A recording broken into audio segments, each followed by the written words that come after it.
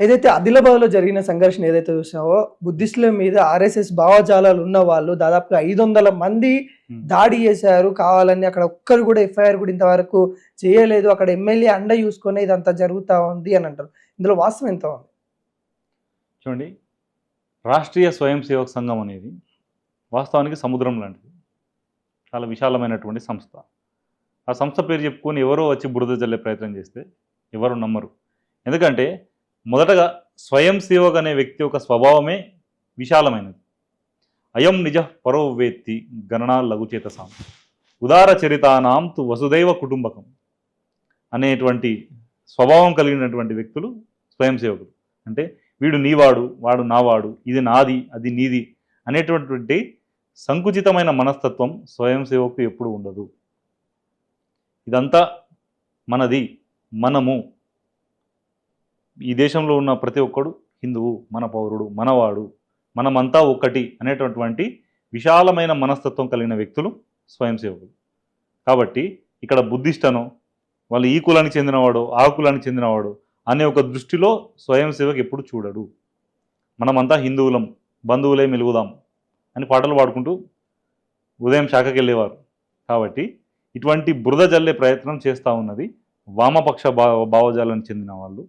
ఎప్పుడైతే ఆపరేషన్ కగార్ పేరుతో నక్సలైట్లను తుపాకులు పట్టుకొని తిరిగే దేశద్రోహులను ఏరివేయడం జరుగుతూ ఉన్నదో, బ్రతుకు దేవుడా అని పారిపోయి ప్రజల్లోకి వచ్చి హిందువులు ఒకటైతే ఈ దేశాన్ని ఎవడు ఆపలేరు, కాబట్టి హిందువులను విభజించాలంటే మన యొక్క బలం మన బలహీనతగా మారాలి, మనలో కులం అనే ఒక బలాన్ని మన బలహీనతగా మార్చే ప్రయత్నం చేస్తూ వీళ్ళు ఈ బుద్ధిస్టుల మీద వీళ్ళు దాడి చేసిర్రంట. బుద్ధిజాన్ని మనం అసలు దాడి చేసే ప్రసక్తే లేదు. అందుకే వాళ్ళు బుద్ధిజాన్ని ఎంచుకున్నారు. ఎందుకంటే అంబేద్కర్ గారు వారి యొక్క జీవితంలో ఎదుర్కొన్న సమస్యలు అన్నీ ఇన్ని కాదు. నువ్వు అంటరాని వాను, నువ్వు దళితును అను, ఎంతోమంది ఆయన వేధించినా కూడా ఆయన ఎన్నడూ హిందూ సమాజానికి దూరంగా పోలేదు. కాలారాం మందిర్లోకి నిన్ను ప్రవేశించనీయమంటే మమ్మల్ని ఎలా అనుమతించరు, మేము కూడా భక్తులమే, మాకు కూడా హక్కు ఉంది అని బయట కూర్చొని పోరాడిండే తప్ప, మీరు గుడిలో రానియకపోతే మసీదు పోతాం, మేము చర్చ్ పోతాం అనే వారనిలే. ఇది మీరు గుర్తించాలి. వామపక్ష భావజాలం వాళ్ళు చెప్పింది వాళ్ళకు అనుకూలంగా ఉంటుంది, మేము చెప్పేది మాకు అనుకూలంగా ఉంటుంది. కానీ మీరు కామన్ సెన్స్తో ఆలోచిస్తే మాత్రం ఇది ఖచ్చితంగా యాక్సెప్ట్ చేయాల్సిందే. కానీ హిందూ సమాజంలో చొప్పించబడినటువంటి ఈ వికృతులు, ఈ అంటరానితనమే కావచ్చు, వివక్ష కావచ్చు, కుల పిచ్చి కావచ్చు, వీటిని దూరం చేయాలనే ఆయన జీవితాంతం పోరాటం జరిగింది. అంబేద్కర్ గారు వారికి అంబేద్కర్ పేరిచ్చింది ఒక బ్రాహ్మణుడు.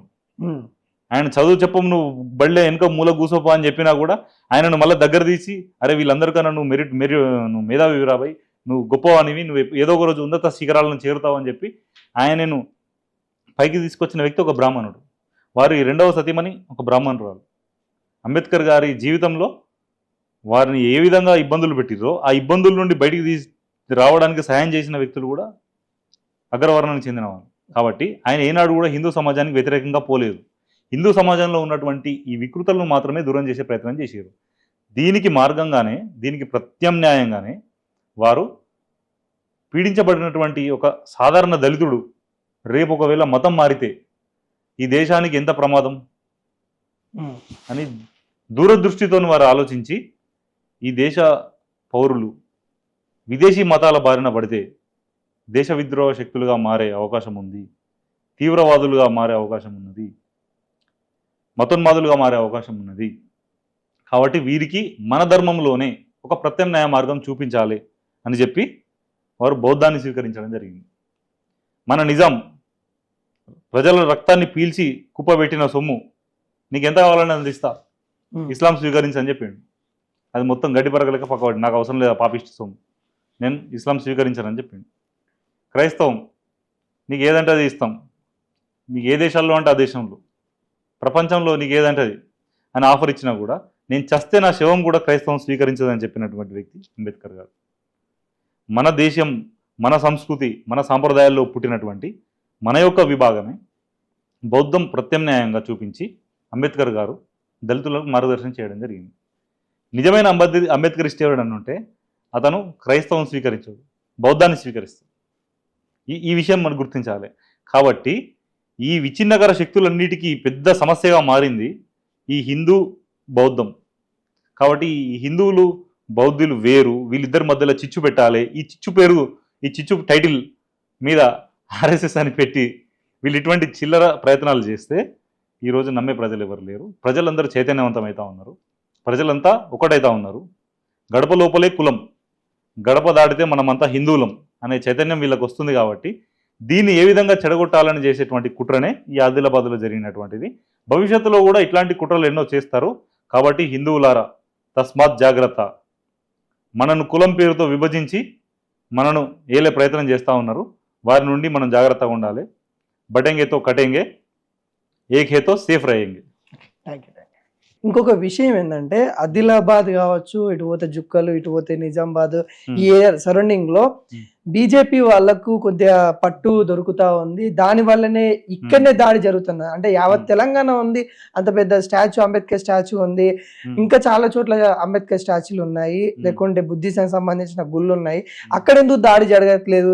ఈ ఆదిలాబాద్, నిజామాబాద్ ఈ ఏరియాలను, కామారెడ్డి ఏరియాలని దాడులు ఎందుకు జరుగుతూ ఉన్నాయంటే బీజేపీ వాళ్ళకి పట్టు దొరకడం వల్లనే ఇదంతా జరుగుతూ ఉంది. ఇంకా దేశం మొత్తం వాళ్ళకి పట్టు దొరికితే ఇక దేశం మొత్తం సర్వనాశనానికి పూనుకున్నట్టు జరుగుతుంది అన్నట్టు కూడా కొంతమంది ఇట్లా వ్యాఖ్యలు చేస్తూ ఉన్నారు. ఈ వ్యాఖ్యలన్నీ ఎలా చూస్తారు? మీ ప్రశ్నలోనే సమాధానం ఉందండి. బీజేపీకి ఇక్కడ పట్టు దొరుకుతుంది కాబట్టి వీళ్ళకి పట్టు దొరకొద్దు అని చెప్పి వాళ్ళు చేస్తున్న కుట్రలు ఇవి. బీజేపీకి పట్టు దొరికిన చోట ఇప్పుడు ఎవడైనా కానీ నీకు ఒక అవకాశం దొరికినప్పుడు అక్కడ నువ్వు మంచివాడిగా ప్రవర్తిస్తావు తప్ప చెడ్డోడిగా నువ్వు ప్రవర్తించరు కదా. చెడ్డవాడు కూడా మంచివాడిగానే ప్రవర్తిస్తాడు. అంటే మీకు అవకాశం దొరికిందని ఈ పనులు చేస్తారు? మాకు అవకాశం దొరుకుతుందని చెప్పి మా మీద బురద జల్లే ప్రయత్నం చేస్తూ ఉన్నారు. మాకు అవకాశం దొరకని చోట మేము ఈ పనులు చేశామంటే అప్పుడు వీళ్ళకి అవకాశం దొరకలేదు కాబట్టి ఇట్లాంటి క్రూరమైన చర్యలు చేస్తున్నారని అనాలి. మాకు అవకాశం దొరికిన చోట మేము ఎందుకు చెడగొట్టుకుంటాం? మీరు ఆలోచించండి. మాకు అవకాశం దొరికిన చోట, మాకు అధికారం దొరికిన చోట, మాకు ఓట్లు దొరికిన చోట మేము ఎందుకు చెడ్డ పేరు తెచ్చుకుంటాము? ఎవరు కూడా తెచ్చుకోరు కదా. వాళ్ళ పట్టున్న ప్రాంతంలో వాళ్ళ పట్టు కాపాడుకోవాలని చూస్తారు తప్ప పోగొట్టుకునే ప్రయత్నం ఎవరు చేయరు. ఇట్లా బీబీ పటేల్ గారు అక్కడ చేసిన అభివృద్ధి కానీ అసలు ఏముంది అంటే ఏం చెప్తారు? ఆ ఏరియాలో సైడ్ బీబీ పటేల్ కావచ్చు, రఘునందన్ రావు కావచ్చు, అక్కడ ఉన్న స్థానిక మీ బీజేపీ వర్గం ఏం చేసింది అక్కడ అంటే ఏం చెప్తారు? వారు 10 ఏళ్ళుగా ఎంపీగా అక్కడ ఉండడం జరిగింది. ఈ 10 ఏళ్ళలో వారు చేసిన అభివృద్ధి అంతా ఒక ఎత్తు, కేవలం వారు తెచ్చిన 161 నేషనల్ హైవే ఒకటి. ఆయనే సంకుచిత మనస్తత్వం గల వ్యక్తి కాదు, ఉదారమైనటువంటి స్వభావం గలవారు. ఆయన తీసుకొచ్చినటువంటి ఈ హైవే కేవలం మా యొక్క కాన్స్టిట్యున్సీ, వారి యొక్క కాన్స్టిట్యున్సీ డెవలప్మెంట్ మాత్రమే కాదు. ఆ రూట్లో ఎవడైనా ప్రయాణం చేయొచ్చు. ఈ రాష్ట్రంలో ఏ వ్యక్తికి ఇతర రాష్ట్రానికి వెళ్ళాలంటే ఈ దారే మార్గము. దీనివల్ల ₹1,00,000, 10 లక్షలు కూడా విలువ చేయనటువంటి భూములు ఇవాళ కోర్టు విలువ పలుకుతున్నాయి అక్కడ. రెండవది, 4 గంటలు 5 గంటలు తిప్పలు పడి ప్రయాణం చేయాలి. అది ఎమర్జెన్సీ హాస్పిటల్కే కావచ్చు, ఇంకేదైనా అత్యవసర పరిస్థితి కావచ్చు, సాధారణ ప్రయాణమే కావచ్చు. జుక్కల్ ఆ మారుమూల ప్రాంతంలో ఉన్న ప్రజలు హైదరాబాద్ రావాలంటే 5-6 గంటలు బస్సుల కోసం, లేదంటే కార్లలో వచ్చిన రూట్లు బాగాలేక, ఎవరైనా గర్భిణీ స్త్రీ సడన్గా మీరు హైదరాబాద్ తీసుకెళ్లాలంటే, పెద్ద హాస్పిటల్ తీసుకెళ్లాలంటే కూడా పోయేవారికి ఏంది మన పరిస్థితి దేవుడా అనుకునే పొజిషన్ నుండి ఇవాళ రైమని మహానగరాన్ని చేరే పరిస్థితి ఉంది. 1,600 కోట్ల, ₹1, ₹2 కాదు, 1,600 కోట్ల రూపాయల ఈ రహదారిని శాంక్షన్ చేయించడానికి ఆయన అపర భగీరథ ప్రయత్నం చేయడం జరిగింది. ఆ భగీరథుడు ఏ విధంగా గంగను భూమి మీద తీసుకొచ్చిండో మన బీబీ పాటిల్ గారు కేంద్రాన్ని ఒప్పించి ఈ రహదారిని తీసుకురావడం జరిగింది. మరి ఎందుకు తను ఓటమిని చవి చూచాడు? ప్రతి ఒక్క గొప్ప నాయకుని జీవితంలో గెలుపోవటంలో సహజం. గెలిచినా ఓడినా ప్రజల వెంట ఉండేటువంటి వ్యక్తి బీబీ పాటిల్ గారు. ఇప్పుడు వారు అదే చేస్తూ ఉన్నారు. ఇప్పటికీ ప్రజల్లో మన ఎంపీ బీబీ పాటిల్ గారా, సురేష్ శెట్గారా అనే ఒక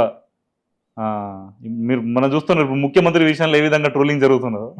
ప్రస్తుతం మా పార్లమెంట్ ఏరియాలో కూడా మీ ఎంపీ ఎవరంటే సడన్గా అడిగితే బీబీ పాటిల్ అంటారు, తర్వాత బీబీ పాటిల్ గారు కాదు వేరే వారు గెలిచిరని మళ్ళీ తడబడే పరిస్థితి ఉంది. ఇంకొక విషయం అంటే దగ్గరలోనే మళ్ళీ రఘునందన్ రావు కూడా మీకు ఉంటాడు.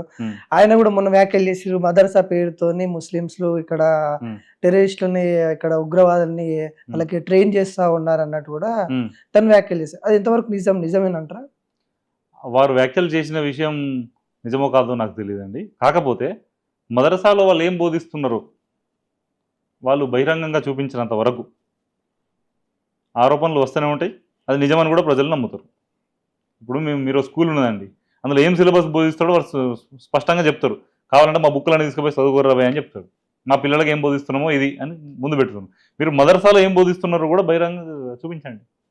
మా సిలబస్ ఇది, మా కంటెంట్ ఇది, మేము విద్యార్థులకు ఈ విధంగా మేము మా మత బోధనలు ఉన్నాయి చూపించండి. చూపిస్తే అప్పుడు ఈ ఆరోపణలు రావు కదా. ఫైనల్ గా తెలంగాణ ప్రజలకి ఏం చెప్పదలుచుకున్నా, ఒక బీజేపీ యువ మోర్చా పర్సన్ గా, స్పోక్ పర్సన్ గా తెలంగాణ ప్రజలకి, అంటే నెక్స్ట్ గ్రామ స్థాయి ఎలక్షన్స్ వస్తాయి, స్థానిక ఎలక్షన్స్ కూడా వస్తున్నాయి, కార్పొరేట్, ఏం చెప్పాలనుకుంటారు? తెలంగాణ ప్రజలందరూ ఇప్పుడు చైతన్యవంతులు అవుతున్నారు, భారతీయ జనతా పార్టీ వైపు చూస్తూ ఉన్నారు. దీన్ని ఆపడం ఎవరి వల్ల కాదు. అందుకోసం నేరుగా యుద్ధం చేయడం చేతగాక దొడ్డిదారిన కులాల పేరుతోని, మతాల పేరుతోని చిచ్చు పెడుతూ, కుల వివక్షను కులాల పేరుతోని హిందువులను విభజించే ప్రయత్నం జరుగుతూ ఉన్నది. అది డైరెక్ట్గా కాకుండా ఇండైరెక్ట్గా కుల సంఘాల పేరుతోని ఇంకెక్కడనో చిన్న చిన్న సమస్యలను తీసుకొచ్చి ఆ సమస్యలను భూతద్దంలో పెట్టి రాష్ట్రమంతా చూపించి హిందువులను విభజించేటువంటి ఒక పెద్ద కుట్ర జరుగుతూ ఉన్నది. కాబట్టి తెలంగాణ ప్రజలారా తస్మాత్ జాగ్రత్త, కులం పేరుతోని విడిపోవద్దు. గడప లోపలే కులం, గడప దాటితే మనమంతా హిందువులం అన్న విషయాన్ని మనం గుర్తుంచుకోవాలి. తర్వాత ఏ పార్టీ ఏం చేస్తూ ఉన్నది అనేది మీరు మీ యొక్క విచక్షణ జ్ఞానంతో చూస్తే ఖచ్చితంగా కనిపిస్తుంది. పెనం పని అయిపోయింది, పొయ్యి పని అయిపోయింది. ఇప్పుడు ప్రజలు బయటపడి భారతీయ జనతా పార్టీ ఆశ్రయాన్ని కోరే ప్రయత్నం చేస్తూ ఉన్నారన్న విషయం నేను తెలియదు.